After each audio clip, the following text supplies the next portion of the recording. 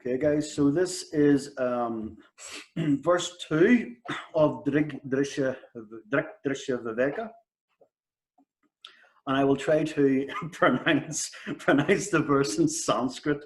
I will try. Okay. Nila Pita Stula Sukshma Raspa Durgadi Vedata Nana Vedani Rupani Pashya Lakanam Ekada. Blue and yellow, gross and subtle, short and long, etc.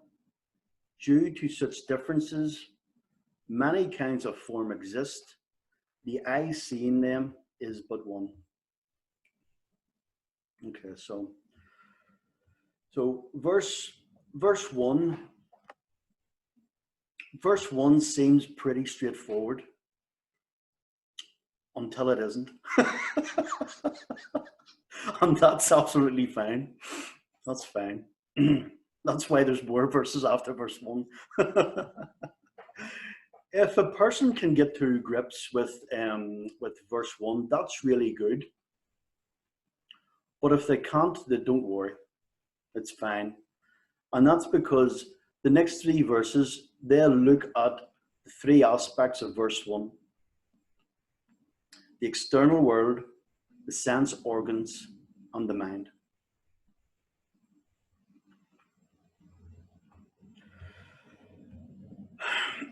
We can see in the first line of this verse, I don't know if you guys have the handout, so we have Nanda's handout out or not, but we can see in the first line of this verse that there's a list of various things that we can see and experience. Blue and yellow, gross and subtle. Things can be short or long, and so on as the verse progresses.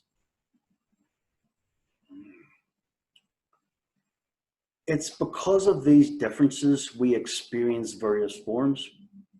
The form that is experienced is done so by all of the 5 senses. There are infinite variations of form, which means there are infinite variations of experience. However, the word ekada in line 4, the last word in line 4, tells us that whatever variations the sense organs pick up, that the sense organs or that sense organ is always one, ekada. It's very important. This is so important, and we shouldn't ignore this importance. In teaching this class online, Swami Tapnanda does verse 2, 3, and 4 together, but I thought it good for us to just focus a little bit on each verse separately. Just go a little bit slower. So,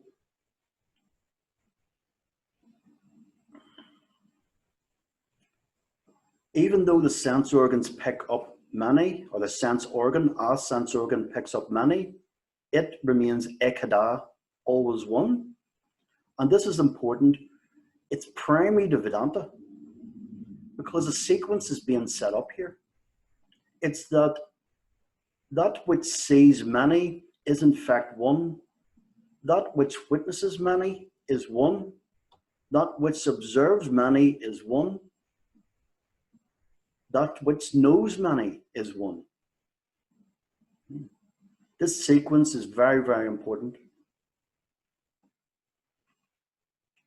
The sense organs, although there are 2, we say it as one, sight's one, and sight picks up many things. It's the same with the ears, with hearing. Hearing picks up many things. Touch also picks up many things. Taste and smell are the same. In each of these, the subject is singular, and it picks up many variations. And this is a very, very important point. The subject is singular, the objects are many. We go through all the 5 senses. Don't go any further into the mind or saksha or anything else, not in this verse. We're just dealing with the sense organs and the external world. Each sense organ is a subject in its own context, and it picks up many in its own context. It's a very, very important sequence, that is. You go through the 5 of them, you'll see that sight stays singular, hearing stays singular, taste, touch, and smell, they all stay singular. Even though they pick up many. How many? Thousands, millions, thousands, multiple. But what's interesting as well, besides the one picking up many, is that at no time does the subject, hearing, taste, touch, smell, or sight become any of those countless millions of variations that they sense. So we have the subject is one, always, picking up many objects, but the subject stays a subject, and object stays object, always. The subject stays a subject, and the object, no matter how many things, how many objects it picks up, they always stay objects. There's always a clear distinction between the two. Yeah. And so this is verse 1. It's very, very simple. So the two main things in verse 1 is that the sense organs are picking up, are singular, and they are picking up multiple objects, external objects in the world all the time. But the sense organs, the subject stays a subject, and the objects that are picked up stay the objects that are picked up. There is distinction, there is discrimination then, because there's a clear distinction between two, subject and object. That is Viveka, discrimination. And that's all that needs to be assimilated in with verse 2. Nothing more, don't go any further. Verse 2, to assimilate verse 2, we'll build on verse 3, because the sequence is going to be the same in verse 3 and the sequence in verse 4, but to get it right in verse 2 will of course make it far easier as it gets more subtle and more subtle. Right now it's easy because I know my eyes don't become this laptop. That's easy, but because that's gross, that's something gross, there can be a difference, clear distinction being made. It becomes a little bit more tricky once it gets more subtle and subtle, go with the mind, and then Sakshi itself, yourself. Okay, guys, any questions? I think this is the quickest class ever. Yeah, in line 1 it says blue and yellow, gross and subtle. And what do they mean with gross and subtle? Not gross and subtle body, but more. Gross and subtle. What they mean is the external objects of the world are gross, and subtle objects are emotions and experiences of those. Yeah, because that's subtle. Yeah. Okay. But that emotions and experience are more in the mind, not in the eye, I would say. Let me look at this context, because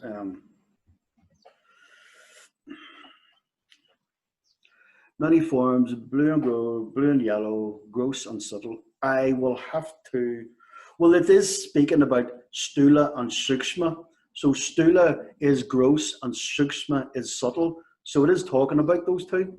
So I guess it means so. I'm not really sure. I'm stuck at this moment with this question. I will ask either Swami Taramananda or maybe another Swami, possibly. But let me look at the context, because if I don't know, Vicky, then I don't know. Blue and yellow, gross and subtle, short and long, etc. Due to such differences, many kinds of forms exist. The eye seeing them but one.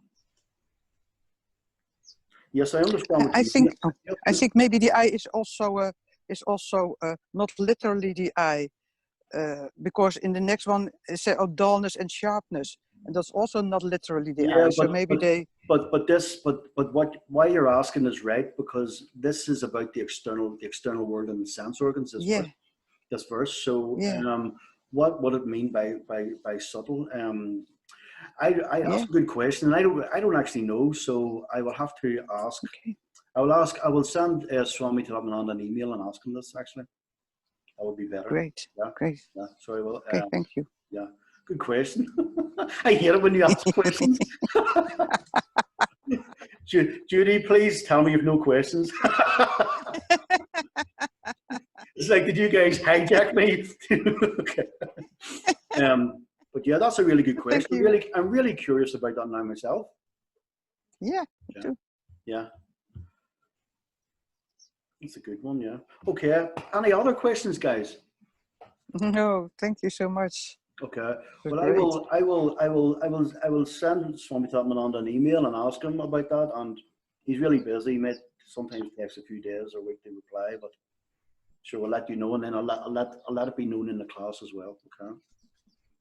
Yeah, I so like these super short classes, you know. It's nice to have just a little bit and then chew on that. Great. Because it's like we can be overwhelmed with Jnana, and it's tricky enough itself. It can be tricky enough itself, Vedanta. So it's nice just to have something to get our teeth into for the rest of the day. Yes. You know, yeah. There should. Yeah. I'll know later, guys, but there could very well be a class again tomorrow. We'll see then. Okay. Yeah, I could be tomorrow. Yeah.